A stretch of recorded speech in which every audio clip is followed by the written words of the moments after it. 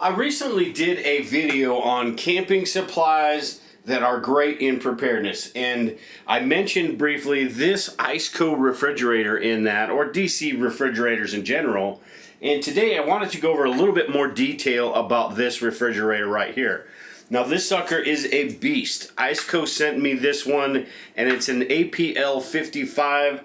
It is a 58 quart refrigerator. So this sucker is absolutely huge. There are a number of different sizes you can choose from. This is probably one of the bigger ones. There might be one or two bigger than this, but this is a pretty large refrigerator. And today I want to go over everything that's included in this, the quality build of this. I did some testing myself, and I also want to go over what I plan on using it for. And also, if you're interested in getting yourself some one of these Icecos, there is a coupon code that they set up, which is bug out, that will get you 12% off over at their website. Like I said, they have this one and a lot of other different sizes as well.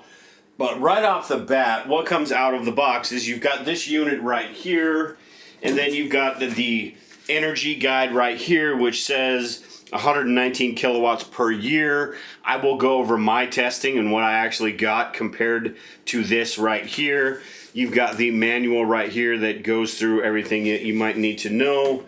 And then you've got a couple of extra parts. You've got these corner protectors right here, which go on the bottom, which I assume that, you know, if you're moving this around and stuff, this is most likely to get damaged. Other than the grate right here for the vent fans, everything else on this and this right here, most everything is steel, really high quality made, other than a few of these. So that's cool right here. You've also got a couple of extra latches in case either of these break. Then you've also got an extra drain plug, which is kind of cool as well, because this is, again, this is a plastic piece and it could actually break on you. So having an extra one of these is really nice. Then you've also got the baskets, which come included in this, and these are cool because it makes organization really easy. Sometimes when you have these coolers, getting to the stuff at the bottom is kind of a chore because you got to pull everything around. With these little racks right here, you can get below to the different things that you have on the bottom and not have to pile everything over and then move it around. You can just grab this rack and get below that. So these are pretty neat. And also, one more thing that is included with this, which is kind of cool, you've got this center divider right here. And what this center divider does is turns it from a dual zone to a single zone. So if you pull this divider out, it turns it into a single zone. Over here on the display, you can see it's turned into a single zone now. It's just one temperature. And if you put it back in, it goes back to the two different temperatures. So you can have one freezer, one cooler, both freezers, both coolers, the big side being the freezer, the small side, whatever you want to do. It's really nice and convenient. But yeah, you just take that out, turns it into single zone. You put this in, and it turns it into dual zone. Nice, really nice, easy, and convenient. One of the big selling points with an Iceco, and why they're considered top of the line when you're talking about DC refrigerators, is the SECOP compressor, which used to be Danfoss. It is considered the top of the line compressor, or one of the top of the line compressors, as far as sound is concerned, efficiency, energy use. Just a really, really nice compressor. And as I've been using this, it's barely noticeable that this is on. If I come down into the room where this is at, I can tell it's on.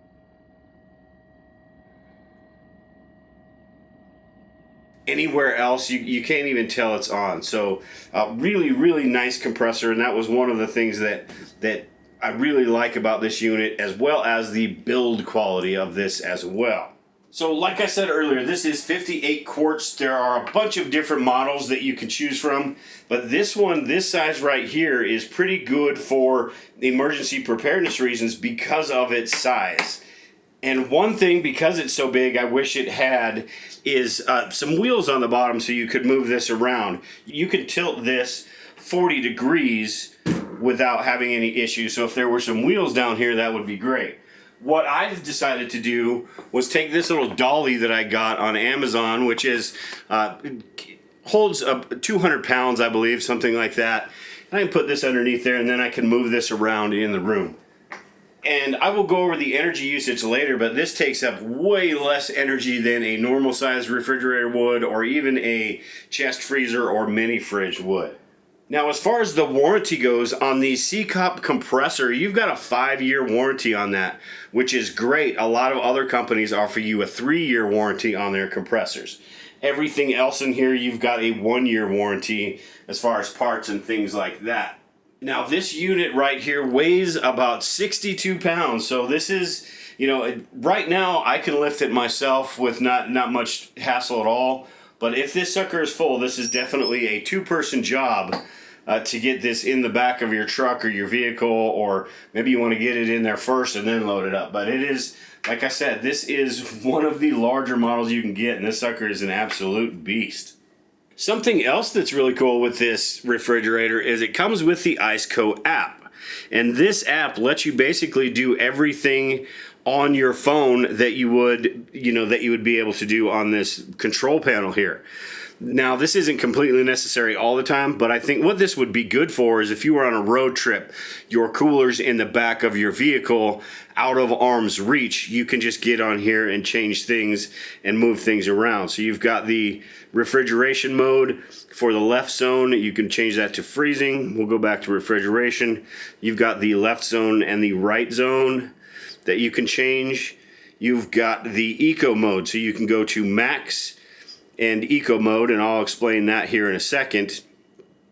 And then you've got more settings, which is the battery protection settings, which are pretty cool to, most of the time you can keep this on high or low. It really doesn't matter because your battery isn't going to get that low. But if you are in a vehicle and your engine isn't running, you might want to put that on high just to make sure you don't drain your battery too much. Again, a pretty cool feature, and you can change that to whatever you want. Depending on what you're on, if you're on, say, a battery or a power station, not going to matter a whole lot. But if it is your vehicle, you definitely don't want your vehicle to turn off. So the app is pretty cool right here. A lot of really convenient little functions. Like I said, if you're on a road trip and you can't quite get to this and you're in Bluetooth range, you can just use the app. All right, and then as far as the charging ports, you've got an AC on the side with the control panel over here, a DC, as well as a couple USB ports. On the other side, you've got a DC port with a couple of USB ports. Now, it's important to note that the USB ports will only work on DC power.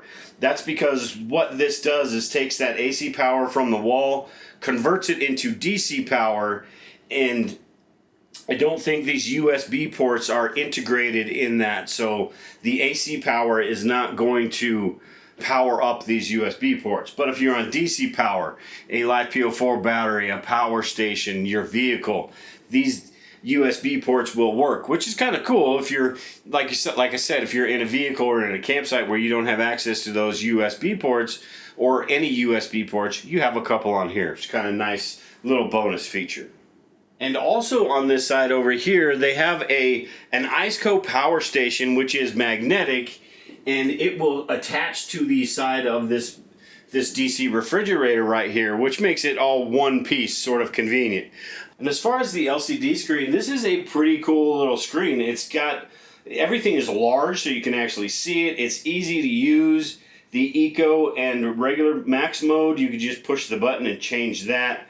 On the settings, you just scroll through, so every time you hit this button, it scrolls through all the different settings that you might want. Another really cool feature, and sort of unique to this, most DC refrigerators will open up front to back, but this one opens up side to side, which is really nice, and it really depends on your personal preference. I can see if like you're in a vehicle and you've got this pointed out towards the door, you can open this up and get into it like that. It's going to be nice and convenient that way. Really just depends on your personal preference. But I do like the fact that you can open it up that way and it gives you full access to everything in there. Another really cool feature about this is the slow close feature, meaning it's not going to slam shut. This will slowly close meaning if you're at the campsite or the kids are goofing around and they shut the cooler, it's not going to slam shut and it's not going to start, damaging the hinges and breaking stuff in here. Really nice that it slow closes like that. And you can also press it and do it yourself and close it like that. So that is a very cool feature. You don't have to worry about that slamming shut. And like I said, these locks are really strong and do a really good job of keeping that totally nice, tight, and secure. These handles right here are spring-loaded, which is kind of cool because they will snap back down and you don't have to worry about them sticking out or anything like that. Again, these are metal and just really well made, really strong. Everything on this unit is just really nice and really strong. And as far as this control panel right here, it does also have the external light, which you turn it on one, it's just the white light, and you hit it again, and it's this strobing blue-white.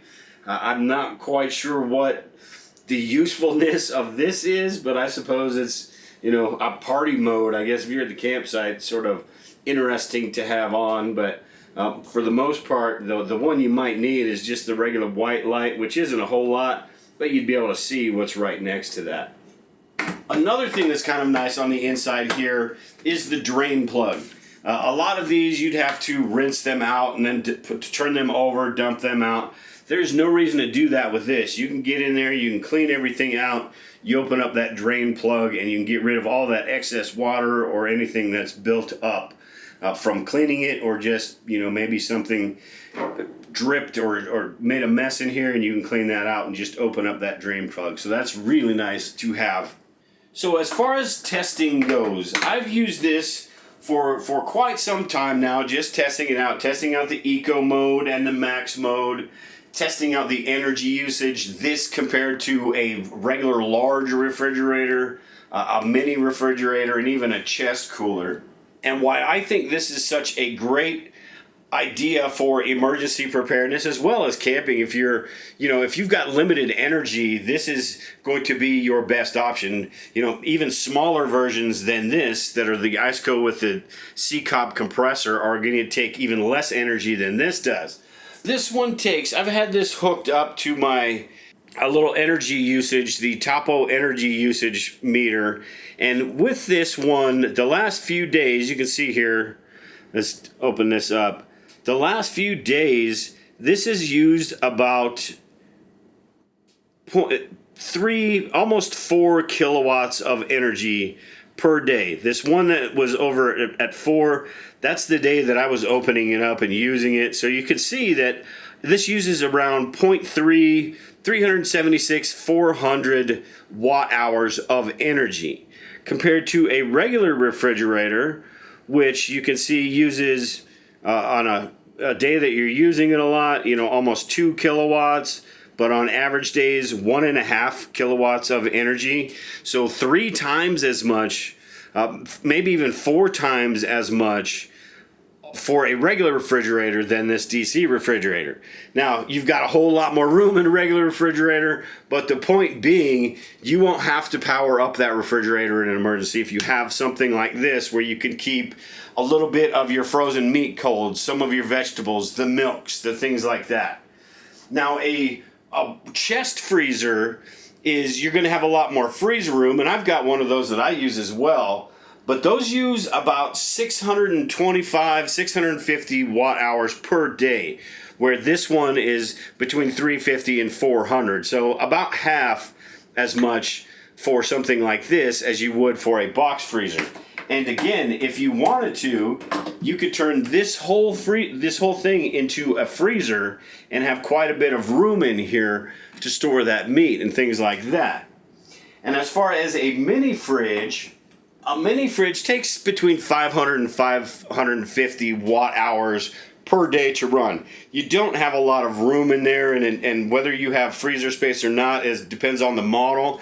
And even if you do, it's not very much at all. So this unit right here is basically the size of a mini refrigerator, but it's going to be much more efficient. You're looking at 550 watt hours per day to 400 watt hours per day for this, and maybe even less. And in an emergency situation, whether you're talking just a few days or whatever, that every little bit of energy counts. So as you can see, there are a few different ways. I've got this Life P04 battery out here because I just wanted to mention that you can use that Life P04 battery and get a connector that has this cigarette lighter port on it. Get the connector, plug that in to the positive and negative terminals, and you can use just the Life P04 battery itself to power this unit. A 100 amp hour Life P04 battery, you're looking at 2.5, maybe 3 days of powering this unit right here. So with this refrigerator right here and just one single charged up Life P04 battery, you've got, you know, a couple days worth of power, and you don't even have to worry about solar or anything like that. Now, as far as solar goes, you can take one of these power stations right here. This is a 250 watt, 268 watt power station, which is not going to be enough to run this 24 hours a day. But if you were to put this on solar during the day and use that to generate, you can generate 60, 70, 80 watts per hour on a really good day. So you can generate the watts that this would use.